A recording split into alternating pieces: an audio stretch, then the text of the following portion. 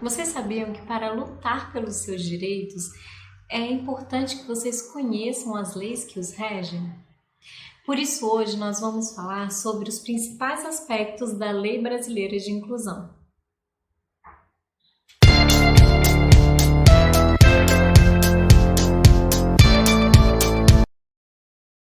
A Lei 13.146, ela entrou em vigor em 2016 e ela consolida as mais diversas normas que estavam esparsas em leis, portarias e decretos. E principalmente ela vem regulamentar a Convenção Internacional dos Direitos das Pessoas com Deficiência, que entrou em nosso ordenamento em 2009 com status constitucional. Então, a convenção ela traz as diretrizes gerais e a lei brasileira ela regulamenta essas diretrizes previstas na convenção. O primeiro aspecto importante que a Lei Brasileira de Inclusão traz é a questão da abordagem biopsicossocial na avaliação da pessoa com deficiência, previsto no artigo 2º da lei. Então, antes da instituição dessa norma, as avaliações da pessoa com deficiência eram feitas apenas do ponto de vista médico. E agora ela leva em conta outros fatores ambientais, tá? E não apenas limitações funcionais do corpo humano. Com isso, você tem uma fórmula: deficiência é igual a limitação funcional, que pode ser física, sensorial, mental e intelectual, vezes ambiente, que inclui as barreiras diversas, como barreiras atitudinais, barreiras arquitetônicas, barreiras urbanísticas. É importante, pessoal, ter em mente que a avaliação da pessoa com deficiência ela deve ser feita por uma equipe multidisciplinar e não apenas pelo médico.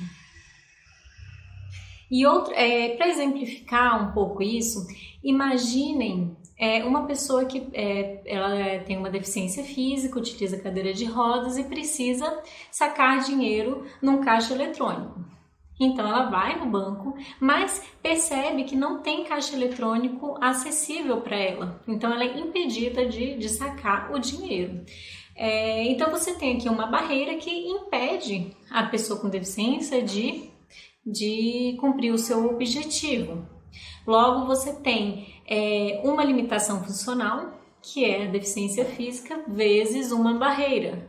Agora, se o banco ele não tivesse essa barreira, se ele fosse plenamente acessível para essa pessoa com deficiência, você teria uma limitação física vezes 0 barreiras. E 1 vezes 0 é 0, então não teria deficiência. Por isso a importância da gente não ter essas barreiras na sociedade. Então, a questão dessas barreiras é tão importante que a lei ela dispõe de um artigo apenas para elencar essas barreiras existentes na nossa sociedade, que é o artigo 3º. Então, ela traz as barreiras urbanísticas, que são aquelas barreiras que a gente encontra nas vias públicas e privadas, como, por exemplo, uma calçada que não tem rampa de acesso.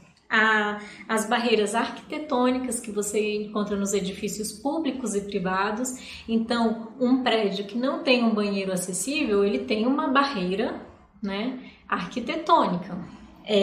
Ou um prédio que não tem rampas de acesso, ele tem uma barreira arquitetônica.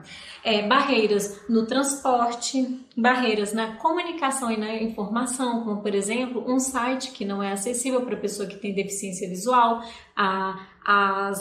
o contraste é muito baixo, ou por exemplo, você tem imagens que não possuem descrição, tá? Então, isso tudo são barreiras à comunicação. Barreiras atitudinais, que são assim as que mais existem na nossa sociedade, que são aquelas atitudes preconceituosas, aquelas atitudes discriminatórias, e as barreiras tecnológicas. Então, pessoal, é preciso a gente ter em mente que essas barreiras elas devem ser eliminadas para que a pessoa com deficiência ela seja plenamente incluída na nossa sociedade. O terceiro aspecto importante que a Lei Brasileira de Inclusão traz é a questão da nomenclatura. Então, hoje, o único termo que é aceito é pessoa com deficiência. Não mais pessoa portadora de deficiência, ou pessoa com necessidade especial, ou mesmo pessoa deficiente. É pessoa com deficiência. Esse é o único termo aceito. Outro aspecto importante trazido pela norma é a questão da capacidade civil da pessoa com deficiência. Então, agora, não existe mais esse argumento de que as pessoas com deficiência não têm autonomia necessária para decidirem sobre a sua própria vida. Tá? A norma ela traz que as pessoas com deficiência elas podem sim realizar os atos da vida civil, elas podem se casar, elas podem constituir uma união estável, elas podem exercer direitos sexuais e reprodutivos, dentre tantos outros. Então você tem um enfraquecimento do Instituto da Interdição Civil e inclusive isso alterou o Código Civil, que antes trazia como absolutamente incapazes as pessoas com deficiência. Hoje em dia, com essa alteração, apenas as pessoas menores de 16 anos são consideradas absolutamente incapazes. Outro instituto muito importante da Lei Brasileira de Inclusão é a questão da tomada de decisão apoiada. A pessoa com deficiência, então, ela pode escolher duas pessoas idôneas e de sua confiança, tá? A pessoa com deficiência e não o juiz que indica essa pessoa para apoiá-las em decisões relativas a atos da vida civil em geral. Então você tem aqui um enfraquecimento da curatela, ela passa a ser o instituto, uma medida extraordinária apenas para certos atos como patrimoniais e negociais.